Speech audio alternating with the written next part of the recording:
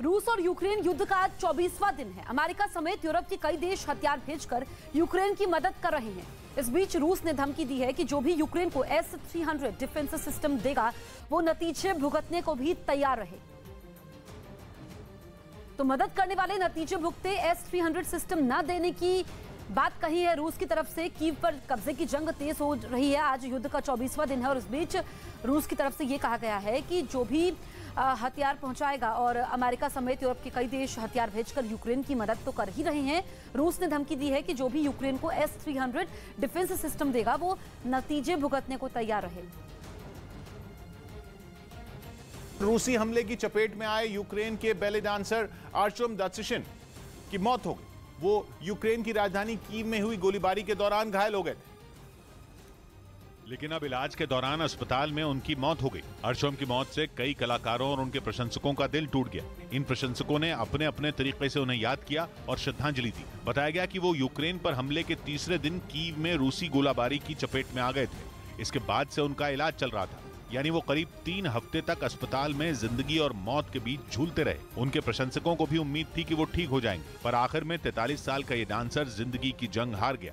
आर्चम ने अपने डांस के जरिए यूरोप ही नहीं बल्कि अमेरिका तक अपनी अलग पहचान बनाई थी। रूस की वायुसेना के एक पूर्व अधिकारी ने वहां के एक टीवी शो में कुछ ऐसा कहा कि पूरे यूरोप में खलबली मच गई। उन्होंने दावा किया कि रूस केवल यूक्रेन तक रुकने वाला नहीं है, बल्कि 4 देश ऐसे हैं जिनका नंबर यूक्रेन के बाद आएगा। इन चारों देशों पर रूस कब्जा करना चाहता है, जिसकी वजह नाटो के साथ इन चारों देशों की नजदीकियां हैं। इनमें 3 देश तो पहले से नाटो के सदस्य हैं, जबकि चौथा वो है जो नाटो में शामिल होने के लिए काफी उत्साहित है। टीवी शो में दिए बयान से सनसनी फैलाने वाला शख्स रूस की वायुसेना में बड़े पद पर रह चुका है, इसलिए उसकी बात सुनते ही नाटो के भी कान खड़े हो गए। जिन 4 देशों का जिक्र किया गया वो एस्टोनिया, लातविया, लिथुआनिया और स्वीडन है। एस्टोनिया, लातविया और लिथुआनिया ऐसे देश हैं जिनकी सीमाएं रूस से लगती हैं और लंबे वक्त से रूस इनके नाटो में शामिल होने पर ऐतराज करता रहा है। इससे पहले बेलारूस के राष्ट्रपति लुकाशेंको भी रूस के राष्ट्रपति व्लादिमीर पुतिन के एक ऐसे ही प्लान की तरफ इशारा कर चुके हैं। हालांकि इस बार सामने आया प्लान इसलिए गंभीर है क्योंकि टीवी शो में उन्होंने 4 देशों पर हमले की पूरी रणनीति तक बता दी और ये तक समझा दिया कि किस रास्ते से रूस की फौज इन देशों में दाखिल होगी। या यूं समझ लीजिए कि 4 देशों पर हमले की तारीख के अलावा हर जानकारी रूस की सेना के पूर्व अधिकारी ने एक टीवी शो पर बता दी। बताया गया कि रूस का असली मकसद एस्टोनिया, लातविया और लिथुआनिया पर कब्जा करना है। ये तीनों ही नाटो के सदस्य देश हैं और इन तीनों की सीमाएं रूस के साथ लगती हैं। चौथा देश है स्वीडन, जिस पर रूस का अभी कब्जा करने का कोई प्लान नहीं, लेकिन स्वीडन का एक टापू है गॉटलैंड। ये टापू बाल्टिक सागर में, वो रूस के लिए रणनीतिक तौर पर बेहद अहम है। उस टापू पर रूस की कब्जा करने की योजना है। बताया गया कि रूस नाटो देशों के साथ अपने सभी पड़ोसी देशों का रडार नेटवर्क जैम करने की योजना बना रहा है। यह काम कंप्यूटर सिस्टम को हैक करने से भी कहीं ज्यादा मुश्किल है, लेकिन रूस की सेना के पास ऐसी तकनीक मौजूद है। दुश्मन को जब रडार से रूस की भनक नहीं लगेगी तो वो बाल्टिक सागर के रास्ते अपनी सेना भेजकर सबसे पहले स्वीडन के गॉटलैंड टापू पर कब्जा करेगा। ऐसा करने से एस्टोनिया, लातविया और लिथुआनिया को पूरी तरह से घेर लेगा। पूर्वी छोर पर तो इन तीनों देशों की सीमाएं रूस या बेलारूस से लगती ही हैं। पश्चिमी छोर पर बाल्टिक सागर में पहुंचकर इन तीनों देशों को रूस की सेना घेर लेगी। ऐसे में बेहद अहम साबित होगा कैलिनिनग्राद नाम का रूस का प्रांत।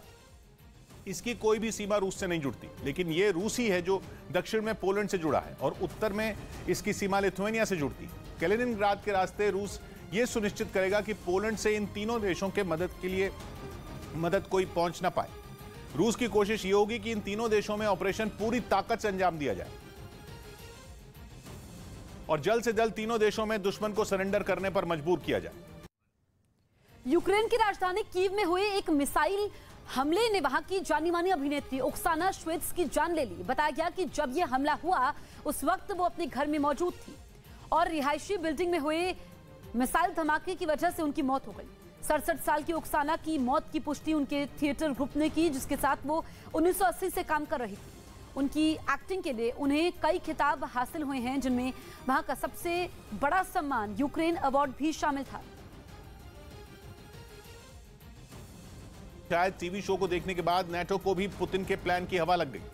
खबर आई कि एस्टोनिया में नाटो ने अपने जवानों की तैनाती बढ़ा दी। माना जा रहा है कि नाटो का यह कदम इसीलिए है क्योंकि एक अधिकारी ने एस्टोनिया पर हमले का रूस का प्लान बताया था।